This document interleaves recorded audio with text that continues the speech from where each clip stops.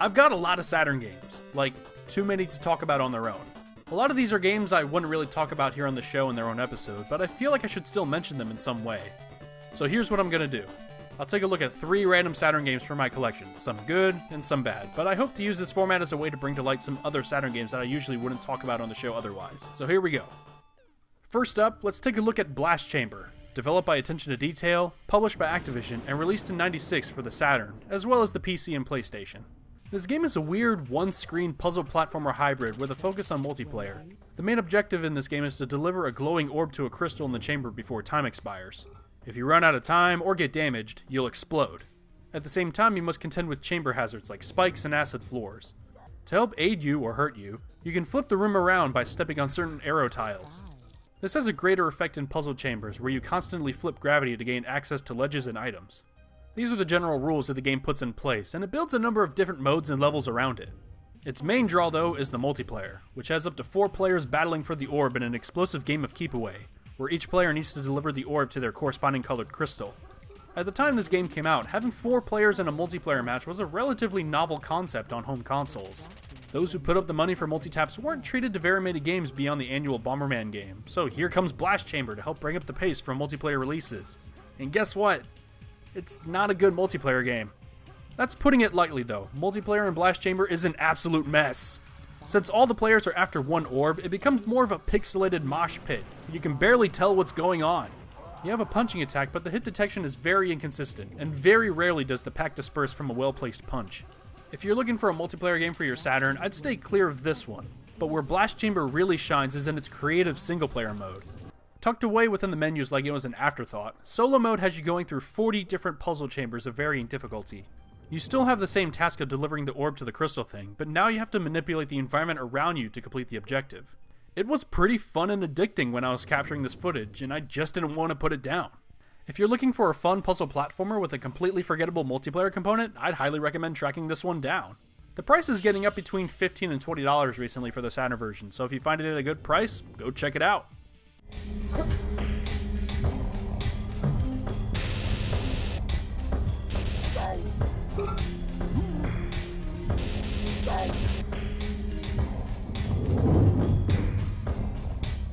The arcade light gun classic Area 51. Released in arcades in 1995, this game was and continues to be a mainstay at arcades. To this day, I still see this game regularly, and it's hard to fight the urge to throw in a token and start blasting some aliens. When it made its jump to consoles in '96, it did it rather faithfully, but with some caveats. The game has you play a member of STARS on a mission to wipe out the alien menace invading Area 51 before the rest of the world is made aware. To take them on, you have your standard handgun, which can be upgraded to a fully automatic machine gun or a shotgun. When you take a hit though, you'll be downgraded back to your pistol. It's really not that huge of a deal though, as most enemies are taken out with a single shot, with the exception of a few set-piece moments. Shooting aliens is still super fun, and surprisingly doesn't get boring during your initial playthrough. But after that's done with, there really isn't much left to go back to. Like most arcade ports of the time, it's purely a port. Not much else was added to this version to keep you coming back, which is probably my biggest gripe with this game. Then there's the presentation. While the graphics feeling dated is something up for debate when playing the arcade original, they totally get the job done, mainly because it's all FMV. The one thing that holds it all together is its cant value, because god does this game tug at your heartstrings with the amount of charm on display. Games like Maximum Force and Target Terror have duplicated the look of this game before, but they just don't have the charm of Area 51. They play the whole thing off so seriously, and it's totally better for it. The big thing wrong with the Saturn's presentation though is the horrible compression of the FMV. I knew my way around the game fine since the arcade game is etched into my brain, but man, does the Saturn version just look super rough. Besides that, Area 51 is still a fun time. If you're looking for an entertaining light gun romp for your Saturn that isn't Virtua Cop, this is among the best. Just don't be looking for longevity with this one.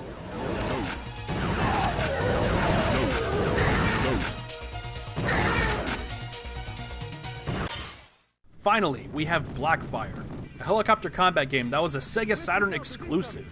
I won't spend too much time talking about this one, cause god, this game is terrible! It looks ugly, it controls poorly, and even when you wrap your head around it, it's just not any fun to play at all. You're the pilot of Blackfire, a helicopter, and you're off doing missions and blowing up stuff. I didn't really pay much attention to the story, honestly. I just wanted to fly around and shoot stuff. Turns out when you get to that part, it's really difficult to fly around and shoot stuff. controlling your helicopter just doesn't feel right. There's a disconnect to what I'm inputting on my controller and what the chopper actually does in-game. Shooting stuff is also a nightmare. You have a lock-on option, and your target has to be within your line of sight. Only problem is that you're constantly looking at the ground when you're in motion, and the enemies are always just above your line of sight, so you have to wrestle with the already problematic controls just to lock on and fire at enemies. After getting shot down a bunch of times and restarting the mission, I just kinda gave up. Also, this game is so ugly! It's like the lead artist took a small grass texture file, stretched it to cover the entire map, and thought, yeah, that looks good. Unless you're looking to complete your Saturn collection, I'd stay clear of this one. Avoid it like the plague. Whiskey Delta's incoming. Check tactical. NBC has not occurred. You are clear to enter target zone. So there you go, 3 Saturn games of varying quality. If you ended up liking this format, let me know in the comments. I'd like to keep doing stuff like this in the future. If you like seeing stuff like this in general, then consider subscribing to Saturnology if you haven't already. Check me out on Twitter, Facebook, Patreon, and thanks for watching.